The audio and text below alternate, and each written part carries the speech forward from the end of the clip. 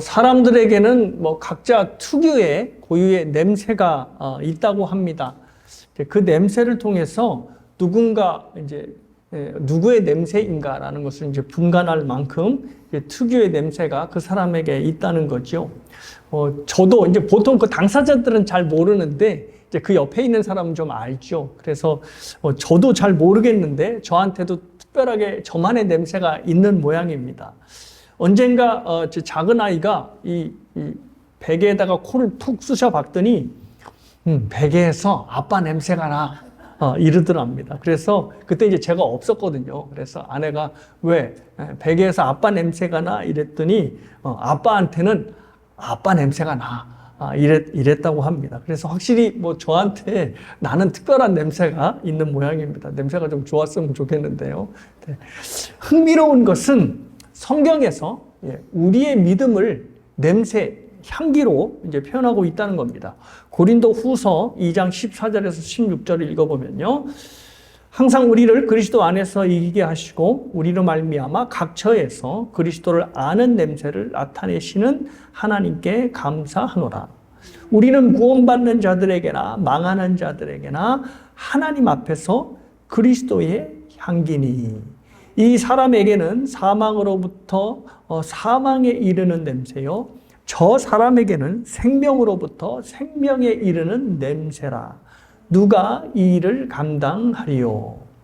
자, 사도 바울은 우리를 그리스도의 냄새를 가진 사람이라고 말씀을 합니다. 그래서 이 냄새가 신자들에게는 생명의 말씀으로 맡게 될 것이고 또 불신자들에게는 사망의 냄새로 이제 맡아지게 된다는 말씀을 하는 겁니다. 그러니까 사람에게 이제 고유의 냄새가 있듯이 그리스도인들에게도 그리스도의 고유의 냄새가 난다는 것입니다. 제가 이제 왜 냄새, 향기를 말씀을 드리는 이유는 뭐 여러분이 다 본문을 읽으셔서 이미 아실 겁니다. 오늘 본문은 이제 설교의 제목처럼 여인의 향기에 대한 이야기입니다. 이 여인의 본문의 향기가 얼마나 좋았던지 예수님은 마태복음에서 이 복음이 전파되는 그 어느 곳에든지 이 여인의 이야기가 전파될 것이다 라고 말씀을 할 정도였습니다. 그러니까 예수님께서 이렇게 말씀하신 것은 이 향기가 마리아에게서만 나는 것이 아니라 그리스도를 믿는 모든 이에게 나타나야 한다는 것을 이제 애들로 말씀을 하신 것이라 생각합니다.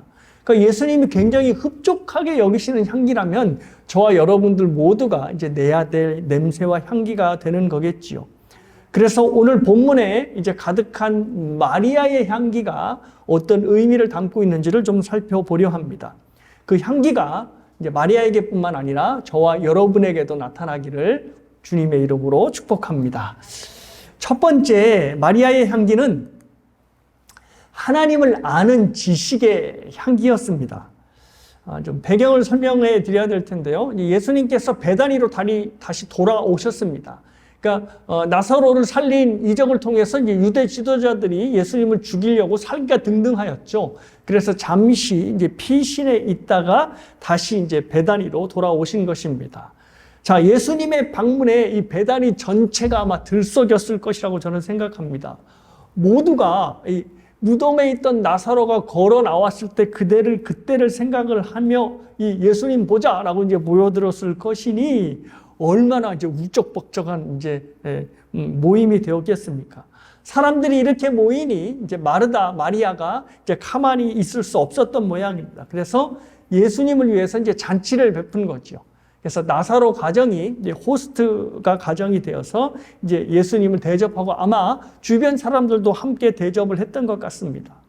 늘 하던 것처럼 마르다가 잔치를 진두지휘하였고 또 나사로는 예수님과 함께 분명히 식탁의 교제를 나누고 있었을 것입니다. 무덤에 있던 자가 이제는 예수님과 함께 먹고 마시는 광경을 모든 사람들이 목격을 하니 얼마나 놀랐겠습니까? 그래서 우리가 읽지는 않았지만 9절 말씀을 보니까 그 나사로를 보기 위해서 수많은 인파가 모여들었다라고 이제 기록하고 있습니다. 그러니 잔치 분위기, 그곳에 모여있는 분위기가 얼마나 떠들썩했을 것이라 충분히 생각해 볼 수 있습니다. 자, 이렇게 모두가 잔치를 즐기고 있는데 갑자기 찬물을 확 끼얹는 그런 일이 하나가 일어났습니다. 3절 말씀입니다.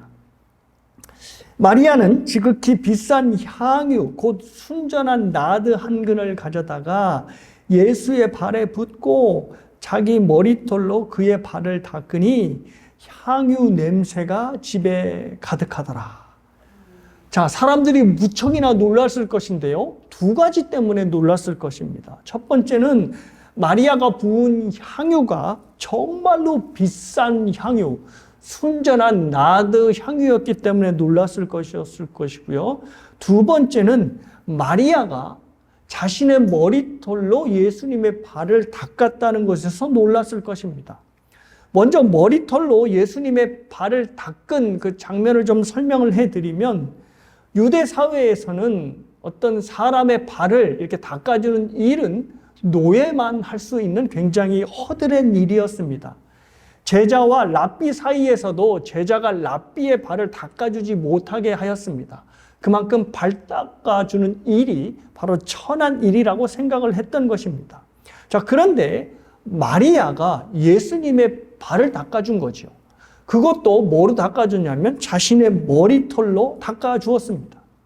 발을 닦아준 것도 충격적인데 머리털로 닦아주었다는 것이 더 충격적인 사건입니다.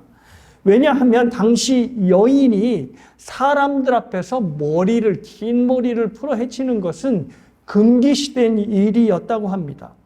여인의 풀어진 머리를 볼 수 있는 사람은 오직 남편밖에 없었다거든요. 그런데 지금 마리아가 긴 머리를 풀어헤치고 예수님의 발을 닦아준 것입니다. 그러니 사람들이 어찌 술렁이지 않겠습니까? 화기애애했던 분위기, 떠들썩했던 분위기가 이 마리아의 행위로 인하여서 쫙 하고 가라앉았을 것입니다. 그런데 더 놀라운 것은 예수님께서 이 마리아의 행위를 자제시키지 않고 오히려 그것에 놀라고 그것을 말리는 사람들을 자제시켰다는 것입니다. 그리고 7절, 8절 말씀을 해주셨다는 거죠. 예수께서 이르시되 그를 가만히 두어 나의 장례날을 위하여 그것을 간직하게 하라. 가난한 자들은 항상 너희와 함께 있거니와 나는 항상 있지 아니하리라 하시니라. 자, 마리아를 말리지 않으신 그 이유는 마리아가 지금 예수님, 즉 자신의 장례의 일을 했다는 것입니다. 그러니까 장례 일을 미리 준비를 했다는 거죠. 당시 사람들은 사랑하는 사람이 죽으면 그 시신에 향유를 붓는 관습이 있었습니다. 그러니까 마리아가 예수님의 죽음을 앞두고 그것을 미리 행한 것입니다. 그래서 예수님의 죽음을 예비하여 그 비싼 나드의 향유를 부어드린 것이죠. 이 말씀은 마리아가 예수님의 죽음을 알고 예수님의 죽음을 믿고 있었다는 것입니다. 이것은 참으로 놀라운 믿음입니다. 왜냐하면 당시 예수님의 죽음에 대해서 듣고 있었던 사람들은 좀 있었습니다. 왜 제자들도 그전부터 예수님께서 나는 이제 죽는다. 하지만 3일 만에 다시 부활한다라는 말씀을 하셨기 때문에 제자들도 예수님의 죽음을 알고는 있었습니다. 하지만 제자들조차도 예수님의 죽음을 받아들이지 못한 상태였습니다. 그런데 마리아가 지금 향유를 부어드렸다는 이 행동 자체는 예수님의 죽음을 받아들였다는 것입니다. 어떻게 돌아가실지는 모르겠는데 예수님께서 죽으시는구나, 예수님께서 돌아가시는구나 라고 하며 향유로 죽음을 예비해 드렸다는 거죠. 자, 그렇다면 제자들도 받아들이지 못한 예수님의 죽음을 어떻게 이 마리아는 그것을 믿고 받아들일 수 있었을까라고 하는 질문입니다. 그것은 마리아가 평소에 예수님을 만날 때 어디에 있었는가를 좀 주목해서 생각해 볼 필요가 있습니다. 왜냐하면 그것과 관련되어 있기 때문입니다. 마리아는 항상, 여러분이 다른 본문도 보시고 오늘 본문도 보시면 알겠지만, 마리아가 항상 예수님을 만났을 때 있었던 장소는 바로 예수님의 발 앞이었습니다. 오늘 본문에서도 보면 마리아가 예수님 발 앞에 있다는 것을 알 수 있고요. 또 11장에서도 이 나사로가 부활하기 전에 예수님을 만났을 때 마리아가 예수님의 발 앞에 있다는 것을 또 본문이 강조하고 있습니다. 그리고 우리가 잘 알고 있는 누가복음 10장 마르다 마리아의 어떤 일에서 예수님과 제자들을 대접할 때도 역시 저 그림에서처럼 마리아가 예수님의 발 앞에 앉아 있었습니다. 그때 뭐 그 이야기를 아시다시피 언니는 저렇게 부엌에서 예수님과 제자들을 대접하기 위한 준비로 굉장히 바빴었죠. 근데 마리아가 계속해서 예수님의 발 앞에 저렇게 앉아 있자 마르다가 불평까지 하지 않았습니까? 그래서 마리아는 항상 오늘 본문뿐만 아니라 다른 본문에서도 예수님의 발 앞에 앉아 있는 것을 좋아했습니다. 자, 그런데 당시 표현 중에 발 앞에 앉아 있다라고 하는 이 표현은 누구누구로부터 무엇을 배우다라고 하는 의미가 있는 것입니다. 그러니까 마리아가 예수님 발 앞에 앉아 있었다라고 하는 이 의미는, 그 속뜻은 마리아가 누구한테요? 예수님께 무엇을 배우다라고 하는 의미가 있는 것입니다. 그러니까 마리아가 예수님 발 앞에 앉아 있었다는 것은 예수님께 항상 뭔가를 배웠다는 것입니다. 주위의 상황이 바쁘게 돌아가든 아니면 주변 사람들이 눈치를 주던 자기 언니가 째려보든 상관할 거 없이 항상 마리아는 예수님의 발 앞에 앉아서 예수님으로부터 뭔가를 배우기 좋아했던 것입니다. 그래서 성경 기자는 이 마리아의 위치를 확인할 때 항상 예수님의 발 앞에 앉아 있다라고 하는 그 여인으로 그리고 있는 것입니다. 그곳에서 말씀을 듣고 말씀을 배운 것입니다. 그러다 보니 예수님의 죽음에 대하여서 자주 들었을 것이고 그 죽음에 대한 소식을 믿게 되었을 것이 분명합니다. 믿음은 사도 바울이 말씀한 것처럼 들음에서 나니까요. 그러니까 이 마리아가 계속 예수님의 발 앞에서 죽음에 대한 이야기를 듣고 그것을 믿음으로 받아들였던 것입니다. 그래서 그 결과 예수님의 장례를 준비하는 최초의 사람이 되었던 것입니다. 여기에 우리가 적용해야 할 포인트가 있습니다. 사랑하는 여러분, 주님 발 앞에 앉아 계시는 걸 여러분 좋아하셔야 합니다. 즉, 주님께로부터 뭔가를 배우는 것을 좋아하셔야 된다는 말입니다. 주님께서 나에게 어떤 말씀을 하시나, 또 나에게 어떤 기대와 소망과 그 뜻을 품고 계시나 라는 것을 늘 들어야 합니다. 마리아가 예수님의 장례를 최초로 준비한 이 여인이 된 것, 사람이 된 것은 그냥 재수가 좋아서 얻어 걸린 일이 아니었습니다. 예수님의 발 앞에서 항상 예수님의 말씀을 듣기 좋아하는 이 마리아의 그 일들, 마리아의 이런 행위가 마리아에게 예수님을 처음으로 장례를 준비하는 사람으로 만든 것입니다. 즉, 그 마리아에게 예수님께서 값진 선물을 허락하신 것입니다. 여러분이 정말 주님의 영광을 위하여, 주님의 기쁨을 위하여 여러분의 삶을 드리고 싶으십니까? 그렇다면 여러분 주님 발 앞에 앉아서 주님의 말씀을 듣는 것을 사랑하시길 바랍니다. 수차례 말씀을 드리지만 기독교는 하나님께 무언가를 해드리는 것을 최우선으로 여기는 신앙이 아니라고 말씀을 드렸습니다. 하나님을 위하여 뭔가를 해드리는 것이 먼저가 아니라 하나님이 누구신가를 아는 것을 먼저 요구하는 신앙이 바로 기독교 신앙인 것입니다. 하나님은 나를 위하여 무엇을 하셨으며 또 하나님은 나를 위하여 어떤 은혜를 베푸셨고 또 그 하나님은 어떤 성품인지 하나님에 대하여 알 것을 먼저 요구를 하는 것이 하나님이십니다. 그래서 웨스트민스터 신앙 고백에서도 성경의 주된 가르침이 무언가라고 하는 질문을 저렇게 두 가지로 딱 요약을 하였습니다. 첫 번째는 하나님에 대하여 무엇을 믿을 것인가? 하나님이 하신 일, 하나님의 성품, 하나님에 대하여 먼저 가리키고 두 번째는 하나님에 대하여 우리가 무엇을 행할 것인가, 즉 의무를 가리킨다는 거죠. 이 두 가지를 성경의 주된 가르침으로 말하고 있다고 정리를 합니다. 이건 좀 외우십시오. 첫 번째, 하나님에 대하여 무엇을 믿을 것인가, 그리고 하나님에 대하여 무엇을 할 것인가, 이 두 가지를 가리킵니다. 그런데 여기서 보시다시피 하나님에 대하여 무엇을 믿을 것인가, 즉 하나님에 대하여 아는 것이 성경의 가르침의 우선입니다. 자, 하나님께서 하나님께 무엇을 해야 할 것을 먼저 쭉 가리킨 다음에 그 다음에 그 하나님에 대하여 무엇을 믿을까를 가리키는 것이 아니라 하나님에 대하여 무엇을 알고 믿을 것인가를 먼저 가리킨다는 겁니다. 그래야지만 하나님에 대하여 무엇을 행할 수 있을까를 자동적으로 알기 때문입니다. 자동적으로 알기보다는 하나님에 대하여 무엇을 할 수 있을까라고 하는 근거와 동기와 은혜와 힘을 바로 하나님에 대하여 알 때 받을 수 있기 때문입니다.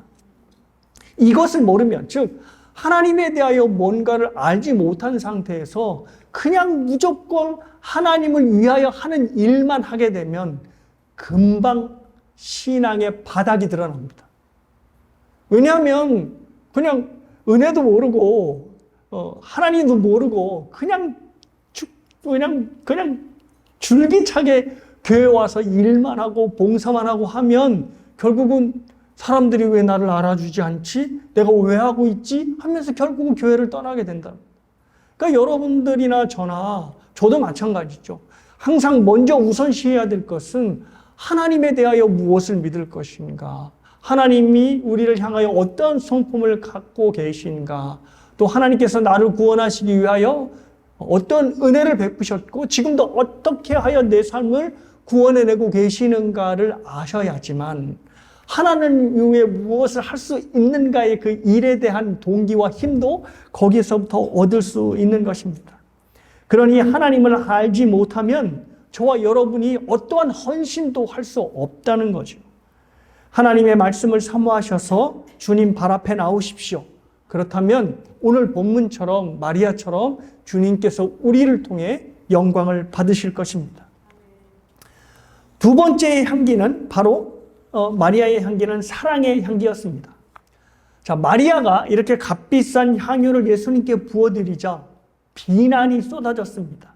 왜 비난이 쏟아졌냐면 그 비싼 향유, 300데나리온 값이나 나가는 이 비싼 향유를 왜 그렇게 함부로 발에 쏟아 부었냐는 거죠. 이거를 가난한 자들에게 나눠주면 효율적으로 쓸 텐데 왜 이렇게 비효율적으로 낭비를 했냐고 마리아를 꾸짖는 것입니다.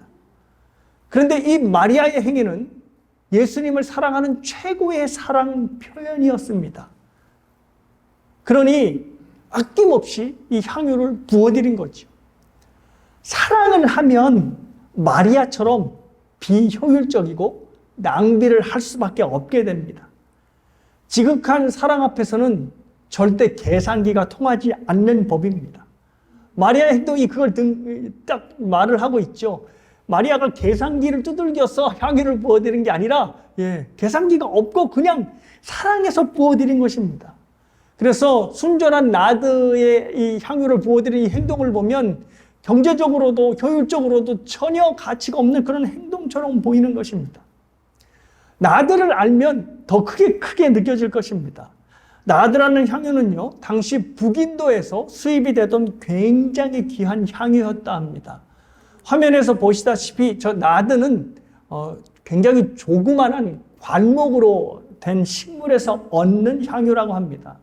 근데 저렇게 관목은 원래 이 줄기와 뿌리가 그렇게 구분이 되지 않는 게 관목이라네요. 근데 관목이 그래서 크지 않는데 저렇게 작은 관목에서도 잎사귀, 잎새와 또 새싹으로만 그 향유를 만든다고 합니다. 그러니 저 잎에서 어떤 줄기에서 아니면 저기에서 생산되는 향유가 얼마나 양이 적겠습니까? 게다가 마리아가 부어드린 향유는 어떤 향유죠? 그냥 나드가 아니라 순전한 나드입니다. 그러니 정말로 불순물이 섞이지 않은 엑기스만을 짠 향유니 정말로 귀한 향유입니다. 그러니 당연히 비쌀 수밖에 없겠지요. 5절에서는 그 가치를 한 300데나리온이라고 얘기를 하는데 그 돈이 당시의 노동자, 하루 노동자, 품삯을 받는 노동자의 1년치 연봉이었다고 합니다. 이거를 이제 오늘날로 계산을 하면 최저임금을 받는 노동자가 일주일에 5일 일하고 8시간씩 52주를 일하면 약 32,000불 정도가 됩니다. 근데 이 32,000불은 오늘날 보통 SUV 정도 되는 가격이 되는 거죠. 자, 화면에 나오는 저 차 가격보다도 더 많이 나가는 겁니다. 근데 저 많이 나오는 가격의 돈을 한 번에 예수님의 발에 쏟아 부은 것입니다.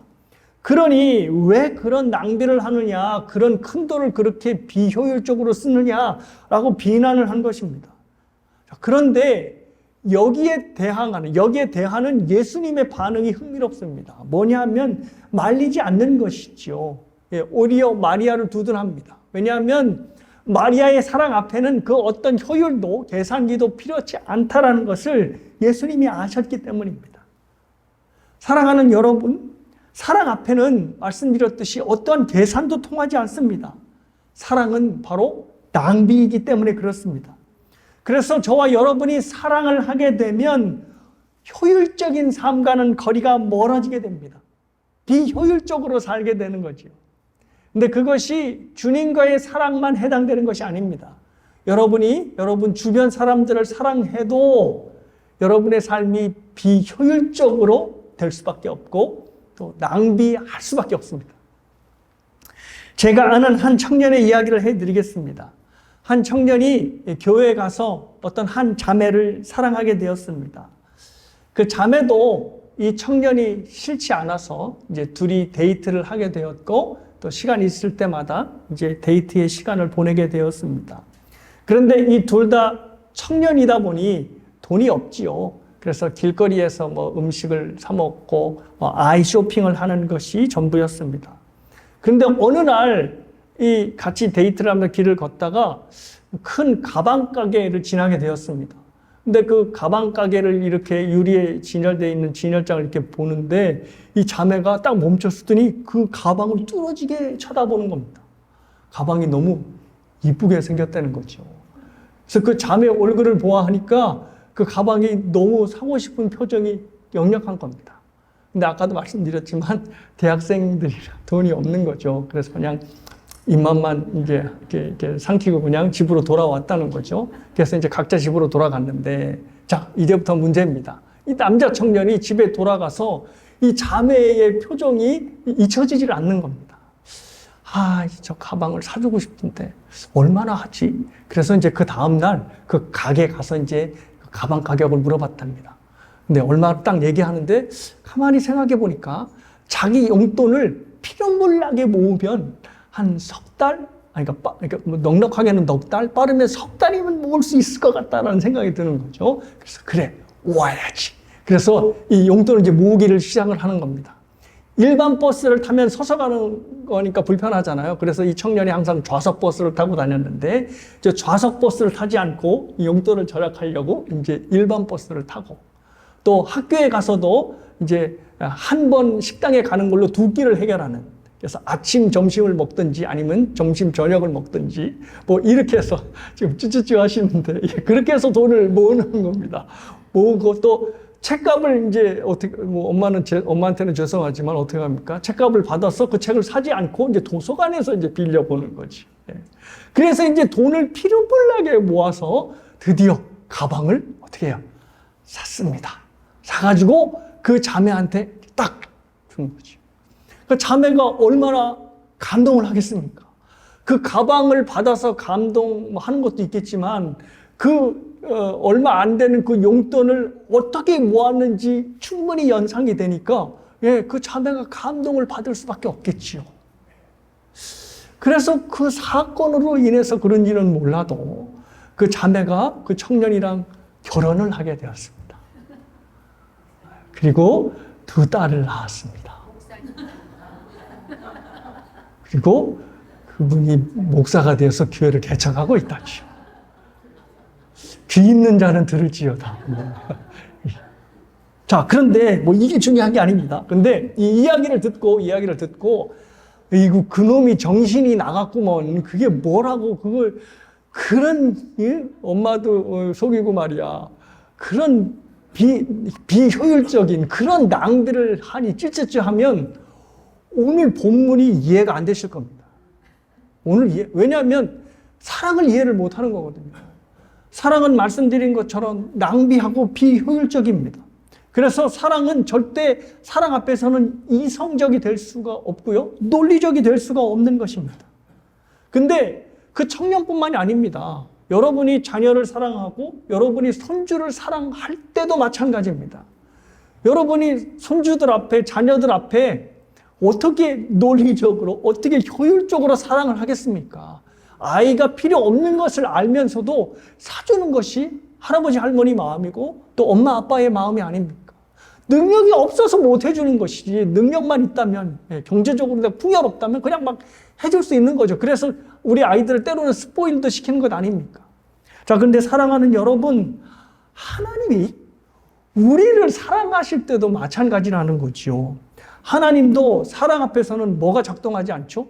계산기가 작동을 하지 않습니다. 그래서 하나님께서는 우리를 사랑하실 때 철저하게 왜 그러시지? 왜 이런 일을 하시지? 라고 할 만큼 의아함을 일으키게 되는 것입니다. 그래도 우리가 자녀를 사랑할 때는 자녀들이 이쁜 구석이 있기 때문에 사랑하는 겁니다. 뭐 무자식이 상팔자다, 자녀들이 전생의 왼수다라고 말은 하긴 하지만 우리가 자녀들을 사랑하는 것은 자녀들이 이쁘기 때문입니다. 그거 뭐 어떻게 부인하겠습니까? 그런데 하나님이 우리를 사랑하는 거, 그거는 우리에게 이쁜 구석이 있어서 사랑하는 것 아닙니다. 제가 성경 구절 하나 읽어드릴게요. 로마서 5장 8절인데요. 곧 우리가 원수 되었을 때에 그의 아들의 죽으심으로 말미암아 하나님과 화목하게 되었은즉 화목하게 된 자로서는 더욱 그의 살아나심으로 말미암아 구원을 받을 것이니라. 자, 하나님의 아들 예수님이 죽었을 때가 언제라고요? 하나님과 원수 되었을 때. 근데 원수가 무슨 뜻으로 여러분은 이해하십니까? 원수는 바로 이런 겁니다. 나와 내 가족에게 도저히 용서 못할 짓을 한 사람입니다. 그런데 그렇게 용서 못할 짓을 하고도 자신의 죄에 대해 전혀 뉘우침이 없는 사람, 이 사람을 원수라고 하는 겁니다. 자, 그러면 그 뜻을 저 본문에 한번 대입시켜 보십시오. 우리가 하나님과의 관계가 그런 관계였다는 겁니다. 하나님 앞에 죄를 짓고 하나님 앞에 몹쓸 짓을 하고도 그 죄를 회개하지 않습니다. 오히려 그 죄를 지은 당사자인 하나님을 조롱하고 멸시하는 것이 바로 우리들이었다는 겁니다. 그러니 원수였다는 거죠.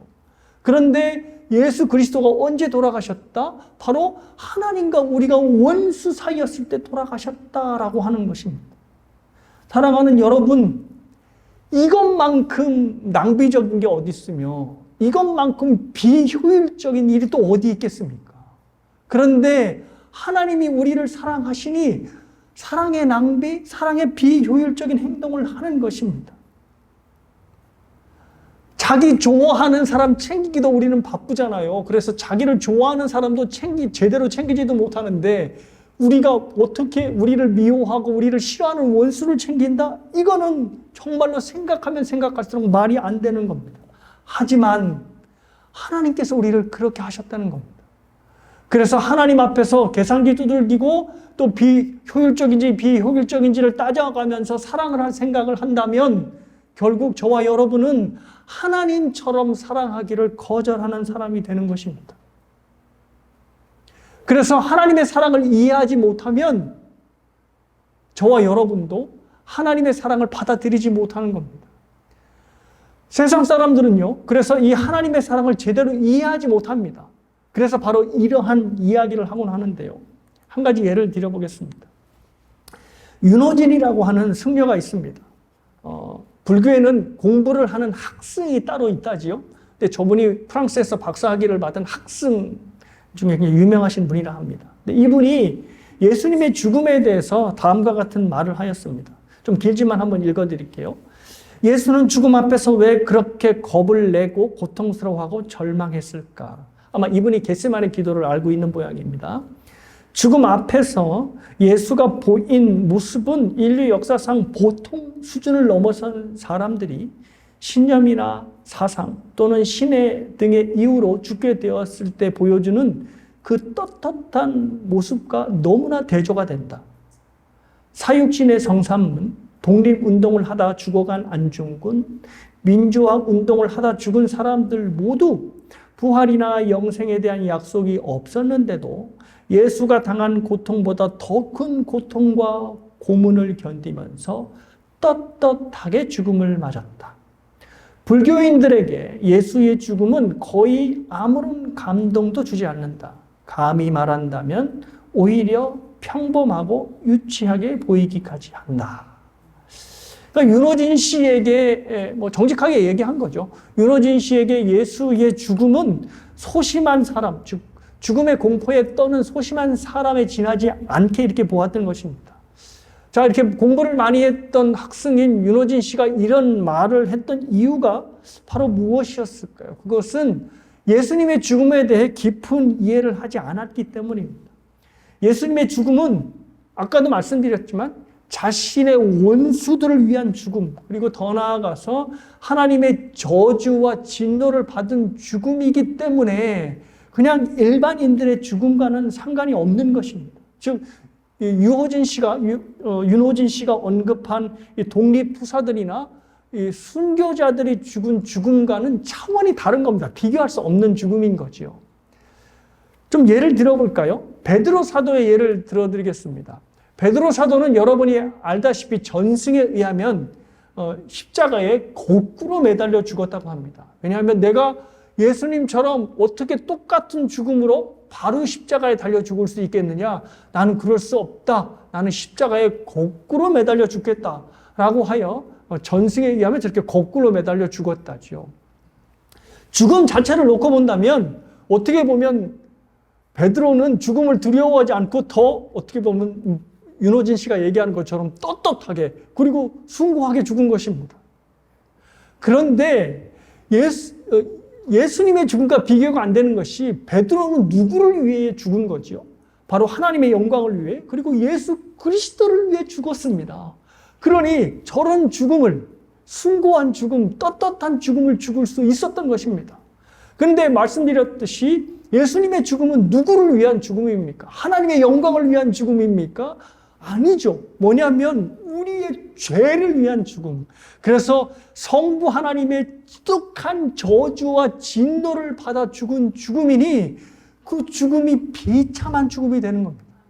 그리고 영원 전부터 사랑의 관계로 이어왔던 성부 하나님의 관계가 끊어지는 죽음이니 예수님이 어찌 두려워하지 않고 어찌 떨지 않을 수가 있겠습니까? 그러니 예수님께서 겟세마네 동산에서 하나님 저 이 잔 안 받고 싶어요. 아버지께서는 모든 걸 하실 수 있으니 이 잔을 내게서 걷어가 주시고 치워주십시오라고 기도를 한 것입니다. 그런데 예수님께서는 결국 그 길을 가셨지요. 왜요?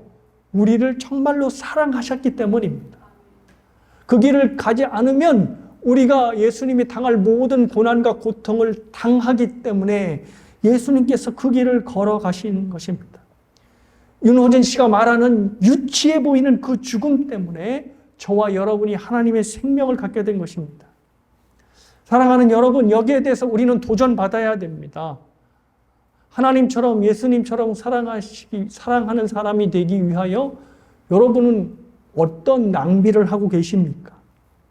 만약에 우리의 효율적인 생각들이 우리가 사랑하기를 주저하게 만든다면 저희는 예수님처럼 절대 사랑할 수 없는 사람들이 될 것입니다.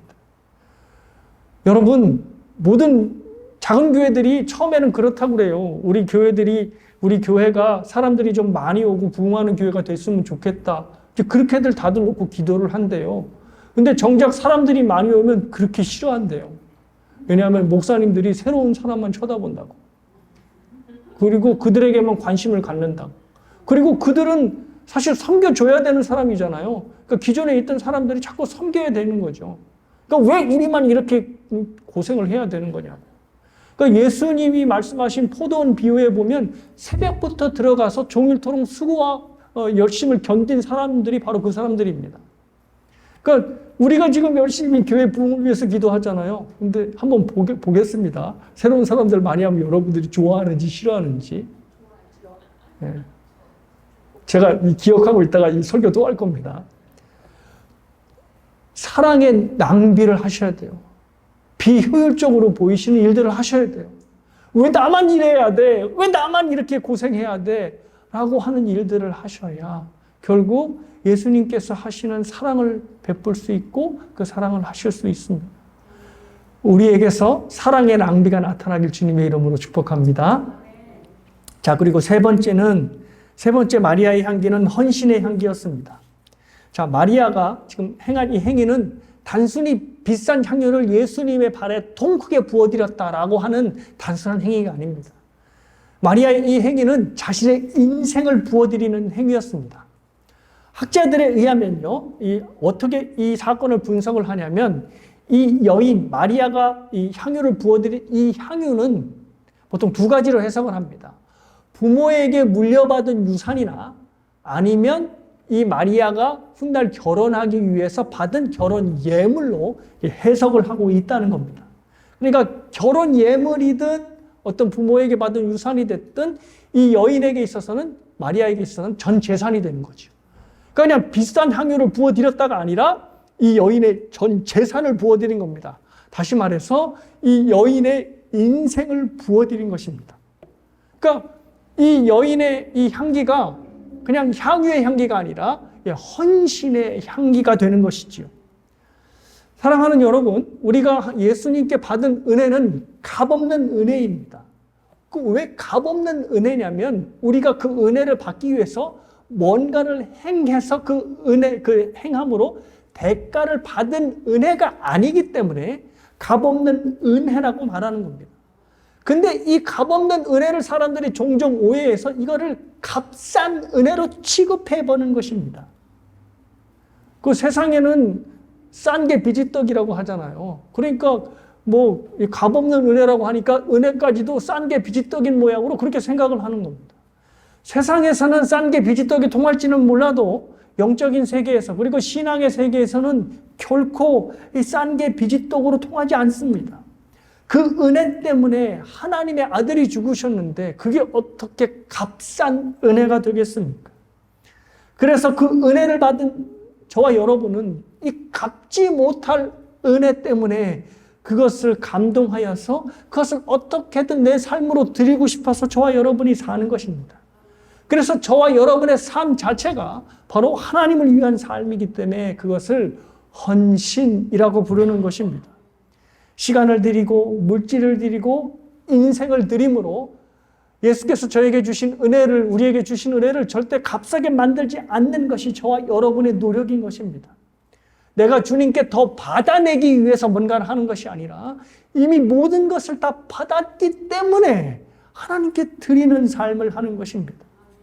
마리아를 생각해 보십시오. 예수님께 뭔가를 더 얻기 위하여서 순전한 나들을 드린 것이 아니라 이미 예수님의 죽음이 자신을 위한 은혜의 죽음인 것을 알았기 때문에 그래서 자신의 전 재산을 드리고 자신의 인생을 헌신할 수 있었던 것입니다. 예수님께서 자신의 전부를 드리니 나도 전부를 드린다 라는 마음으로 헌신을 한 것입니다. 이것이 저와 여러분에게 나타나야 합니다. 뭔가 자꾸 투자로 생각하시면 안 돼요. 내가 이만큼 드렸겠으니까 하나님 이만큼을 나머지 것을 배로 땡겨온다. 이렇게 생각하시면 안 돼요. 우리가 하는 모든 신앙생활의 시작은 예수님께로부터 받았기 때문에 거기에 대한 반응으로 나오는 겁니다. 그래서 제가 수요 성경 공부 때 이 말씀 드렸죠. response와 responsibility를 말씀을 드렸잖아요. 은혜를 받았기 때문에 response, 반응을 하는 겁니다. 그래서 그 모든 책임이, 의무가 우리에게 짐으로 오지 않고 기쁨으로 오게 된다는 것입니다. 근데 사랑하는 여러분, 더 놀라운 게 있습니다. 그것은 뭐냐 하면 하나님께 우리가 헌신을 하잖아요. 그러면 사실 이거를 말씀드릴까 안 할까 했는데 그래도 드려야 됩니다. 우리가 헌신을 하면 하나님께서 그 헌신을 반드시 우리에게 다시 되돌려 주십니다. 물론 우리가 그거를 바라고 헌신을 하면 안 되겠지만 하나님께서는 우리가 헌신을 하면 그냥 그대로 꿀꺽 잡수시지 않고 그것을 다시 돌려주시는 겁니다. 오늘 본문을 보면 그게 잘 나타나 있습니다. 자, 마리아가 자신의 전 재산을 드려서 예수님께 향유를 부어드렸죠. 자, 그런데 오늘 본문에는 어디에다 부어드렸다고 되어 있죠? 발에 부어드렸다고 되어 있는데 같은 사건을 다룬 공간복음에서는 예수님의 머리에 부어드렸다고 되어 있습니다. 목사님, 사건이 다른 건가요? 다 같습니다. 자, 이걸 어떻게 해석을 하냐면 이렇게 됩니다. 예수님의 머리에 저 향유를 부어드렸고, 그러면 그 향유가 머리에서부터 어떻게 해요? 계속 흘러내려서 어디에? 발까지 흘러가게 되겠죠. 그러면 이 마리아가 이제 숙여서 머리털로 발에 흐르는 예수님의 이 향유로 닦아드리지 않았나, 그렇게 합리적인 추측을 하는 겁니다. 자, 보면 향유로 예수님께 가득 젖은 예수님의 몸에 얼마나 아름다운 향내가 나겠습니까? 그런데 지금 마리아가 그 향유를 뭐로 닦고 있고요? 자신의 머리카락으로 닦으니 예수님께 있었던 모든 향유가 누구한테 가는 거죠? 마리아의 머리를 통해 마리아에게 가는 겁니다. 그러니 예수님에게 있는 이 순전한 나드의 향유가 마리아에게로 옮겨가는 것입니다. 즉 예수님의 향유가 마리아의 향유가 되는 것이고, 예수님의 향기가 마리아의 향기, 오늘 설교의 제목인 여인의 향기가 되는 것입니다. 이것이 우리의 신앙의 원리입니다. 우리가 예수님께 헌신하고 주님께 헌신을 하면 그 헌신이 우리에게 돌아와요. 그래서 우리가 그리스도의 향기를 품으면 그 향기는 그리스도의 향기가 아니라 무슨 향기가 되는 거죠? 저와 여러분의 향기가 되는 것입니다. 사랑하는 여러분, 여러분의 인생으로 주님께 향기를 드리는 순간 그 향기가 저와 여러분의 향기가 된다는 것을 기억하십시오. 그래서 오늘 본문에 주님의 향기가 여인의 향기가 되었던 것처럼 주님의 향기가 저와 여러분의 향기가 되기를 주님의 이름으로 축복합니다.